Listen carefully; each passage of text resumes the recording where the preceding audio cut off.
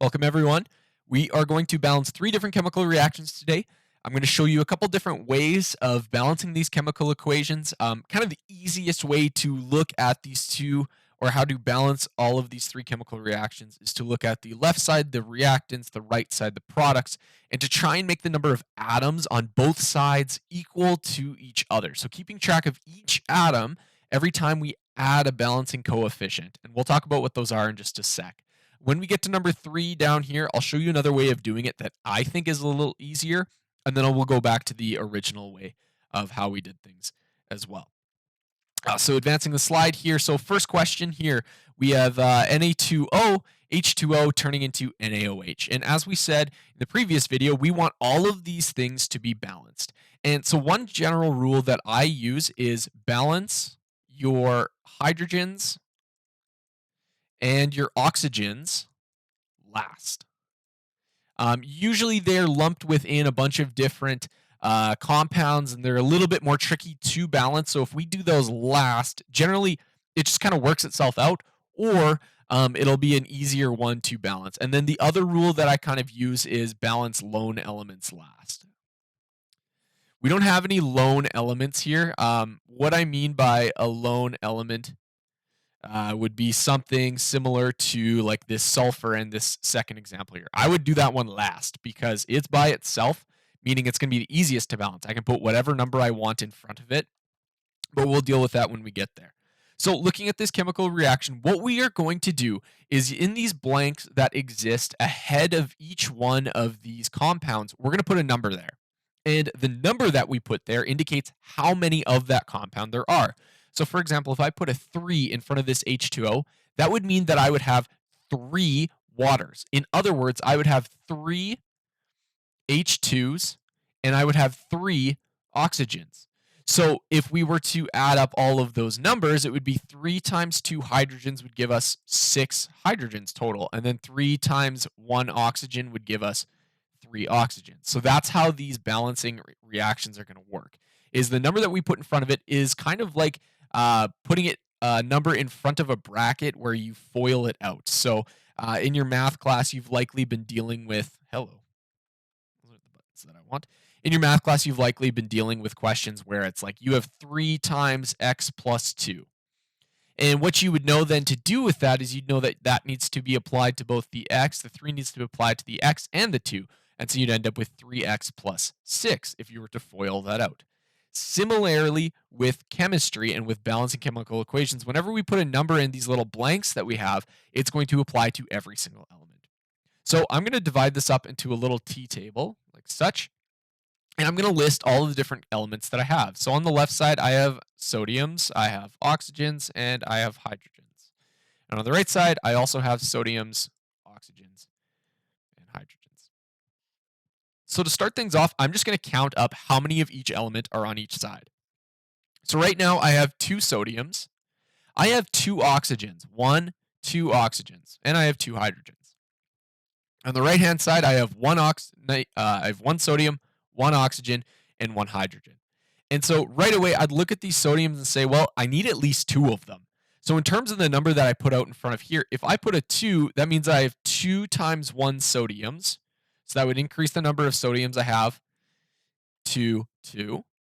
I'd have 2 times 1 oxygen, so 2, and 2 times 1 hydrogen, so 2. And then the end goal of what you want is you want to be able to see all of these numbers and their corresponding elements be equal to each other on each side. And so I would know that I could put a 1 there and a 1 there. I actually don't need to put any number at all. And chemists are really lazy. We don't like doing ones. And so this would be the final version of this reaction. 1 Na2O, 1 H2O, and 2 NaOHs. So that's the first example. Second example. So looking at this one, I said I would do this one last because I had a lone element. In other words, an element by itself. I'm going to do the exact same thing here. I'm going to make a little T table. And then I'm going to look and try and balance this. So looking at the left side, sulfurs, I have 1 of them. There's no number down here as a subscript, so I know there's 1 of them. Oxygens, well, there's a 2, so I know I have 2 of those. Looking at the right side, sulfurs, I have, well, there's no number, so 1 of them. And oxygens, well, I have 3 of them. So looking at my balanced equation here, I can see that my sulfurs are equal on both sides. So if I have a choice, I don't want to touch those. I would like to leave those sulfurs if at all possible. I can see, however, that I have 2 oxygens on the left and 3 on the right. And unfortunately for us, this oxygen isn't broken up. It's 3 oxygens all coming as one package. So what I can try here is I can try saying, well, okay, this ain't working. Let's try putting a 2 in front of this O2.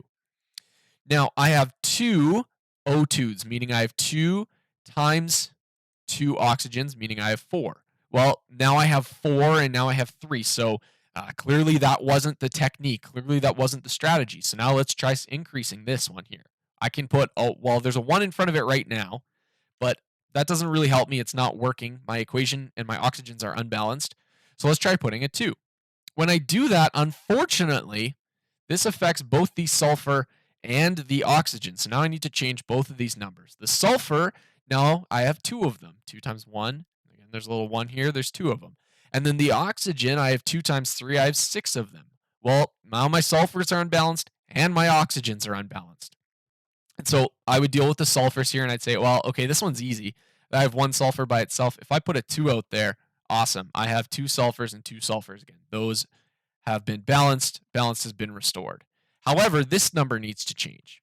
So we had previously a 2 there. Let's try a 3. Well, 3 times 2, that gives me 6. And so then I would know that this entire reaction is completely balanced.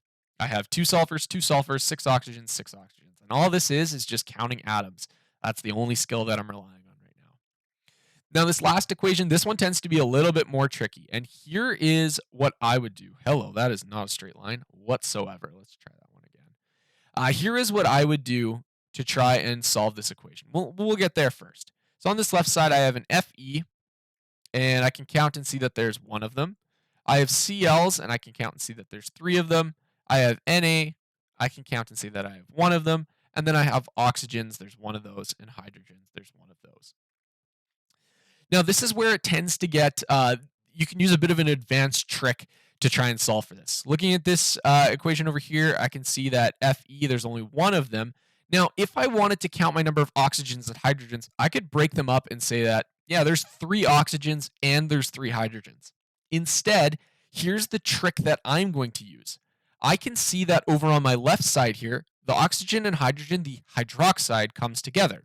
On the right side, it still comes together. So what I'm going to do is instead of saying, hello, subtitles, I don't even know how to do that. Let's keep these. Let's go back here. My apologies. I can see that over on this left side here, and I'm going to have to just erase this, that I have an OH, and on the right side, I also have an OH. And so what I'm going to do instead is I'm going to just call it a hydroxide. I'm going to think of this as 1 unit. In other words, on the left side, I only have 1 hydroxide. I only have 1 pair of OH. On the right, I have 3 pairs of this OH. So hydroxide, I have 3 of them. This will make counting my atoms a little bit easier because now I'm not worried about the individual oxygens and hydrogens. I'm worried about the collective hydroxide. Over here, we see that we have Na, and there's 1 of them. Cl, there's 1 of them. Okay, so right away, I can identify a couple problems. I can see that my Cl, I got 3 of them here, and on the right-hand side, I only have 1 of them. Well, we need to resolve that problem. So I would say, well, if I need 3 Cl's, let's put a 3 in front of this. And unfortunately for us, we create more problems for ourselves. In that, we solve our Cl's, so these are balanced. Good job, us. However, our NAs now are not balanced. I have 3 of these here and only 1 on the left side. So we need to resolve our problem. We need to put a 3 in front of here to get 3 NAs. And this is where our skill of counting our hydroxides will become a little bit easier. So I have 3 NAs and 3 NAs. Those must be balanced. Now, looking at this, I could say I have 3 oxygens and 3 hydrogens. I could think about it that way, or instead, what will be the more efficient manner is I can think of it as I have 3 hydroxides. I have 3 OHs, 3 of those. Now we can see that my OHs are equal to 3 and 3 on both sides, and I can also see that my Fe and my Fes are equal, so I know that this entire chemical reaction is balanced. Hopefully that helped. It was a really quick tutorial. If you have any questions, let me know.